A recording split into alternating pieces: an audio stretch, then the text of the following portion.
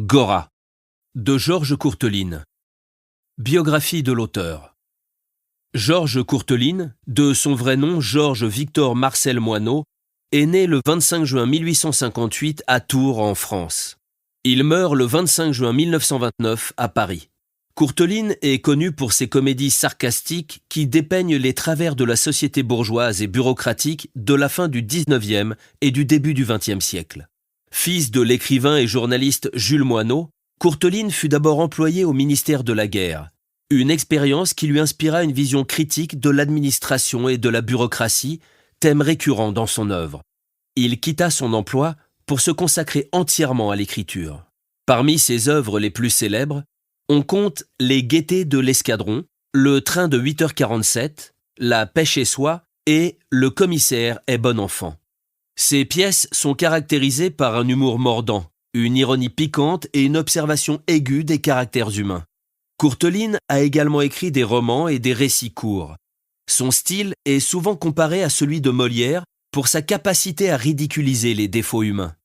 Courteline a été décoré de la Légion d'honneur en 1899 et a été élu à l'Académie Goncourt en 1926. Il est resté populaire pour ses comédies qui continuent d'être jouées et appréciées pour leur pertinence et leur esprit.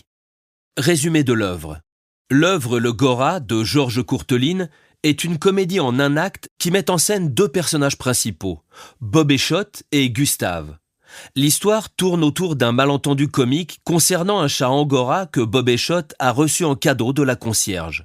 Bob-Échotte, ne connaissant pas le terme exact, appelle le chat un gora, ce qui amuse Gustave, qui tente de la corriger en lui expliquant qu'il s'agit d'un angora.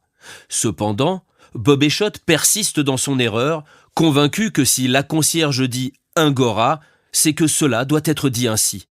Le dialogue entre les deux personnages est ponctué de quiproquos et de jeux de mots, reflétant les différences de classe sociale et d'éducation entre les deux.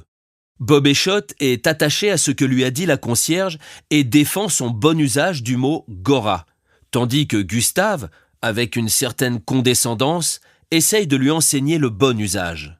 La pièce se termine sans résolution claire du malentendu, laissant le public sur une note humoristique.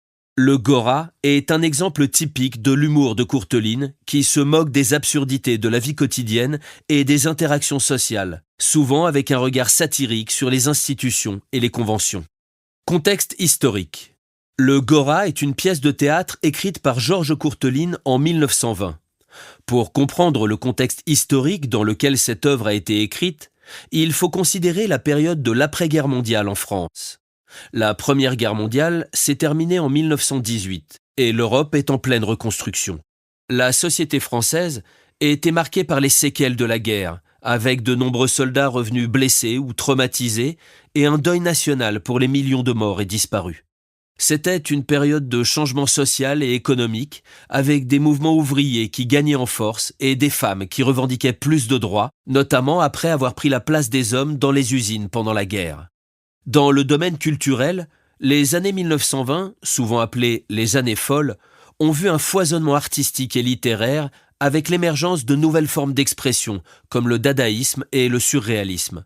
C'était une période de recherche de légèreté et de distraction après les horreurs de la guerre, et les œuvres littéraires et théâtrales reflétaient souvent un mélange de cynisme et d'humour. Georges Courteline, connu pour ses satires de la société et ses comédies de mœurs, a écrit le Gora dans ce contexte de recherche de divertissement et de critique sociale. Son œuvre se moque souvent de la bureaucratie et des petits travers des citoyens ordinaires. Le Gora pourrait être vu comme une continuation de cette tradition en utilisant l'humour pour commenter les absurdités de la vie quotidienne dans le Paris de l'après-guerre. Contexte personnel. Georges Courteline a écrit la pièce Le Gora en 1920. À cette époque, Courteline était déjà un auteur et dramaturge établi, connu pour ses satires de la société et de la bureaucratie française. Il avait cessé d'écrire de nouvelles œuvres depuis 1912, se concentrant plutôt sur la gestion des droits liés à son œuvre théâtrale existante. En 1920, Courteline était dans la dernière décennie de sa vie. Il avait déjà été reconnu pour son travail, ayant été décoré de la Légion d'honneur en 1899, promu officier en 1912 et commandeur en 1914.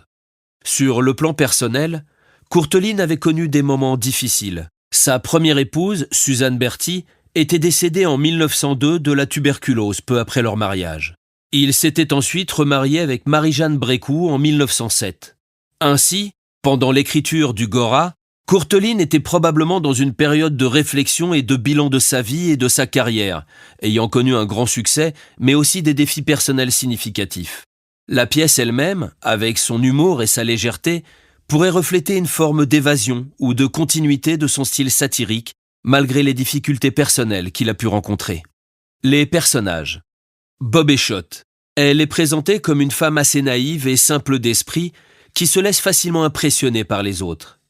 Elle est fière d'un cadeau reçu de la concierge, un chat appelé un Gora, au lieu d'un chat angora, montrant ainsi son manque de connaissance ou son usage particulier de la langue. Elle est également décrite comme quelqu'un qui tient à ses relations et qui valorise l'opinion de la concierge, qu'elle considère comme une source d'informations fiable et une personne instruite. Bobéchotte est également susceptible et se vexe rapidement lorsque Gustave tente de la corriger. Gustave. Il est le personnage qui semble avoir plus de bon sens et de connaissances que Bobéchotte.